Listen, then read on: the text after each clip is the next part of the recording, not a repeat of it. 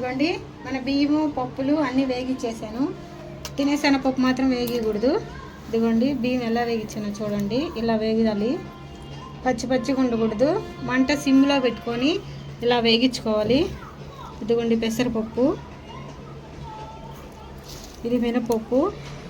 ఇలా ఎర్రగా వచ్చేలాగా మాడిపోకుండా సిమ్లో పెట్టుకొని వేగించుకోవాలి. సిమ్లో పెట్టకపోతే లోపలంతా పచ్చి ఉండిపోయి పైన మాడిపోద్ది. సిమ్లో అయితేనే బాగా వేగుతుంది. ఇవి బాగా చల్లార్చుకొని ఒకసారి మళ్ళీ చెరుక్కొని అప్పుడు పిండి పట్టించుకోవాలి. నేను ముందు కూడా చెరిగి వేగించాను. వేగించిన తర్వాత కూడా మనం ఒకసారి చెరుక్కోవాలి.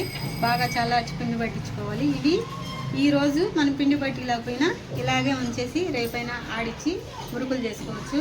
పిండి ఆడిచ్చి నిలువ మాత్రం ఉంచకూడదు. బియ్యం మాత్రం ఉంచుకొని మళ్ళైనా ఆడించుకొని చేసుకోవచ్చు. కానీ పిండి ఆడించి ఉంచితే కరుణ వచ్చేస్తుంది.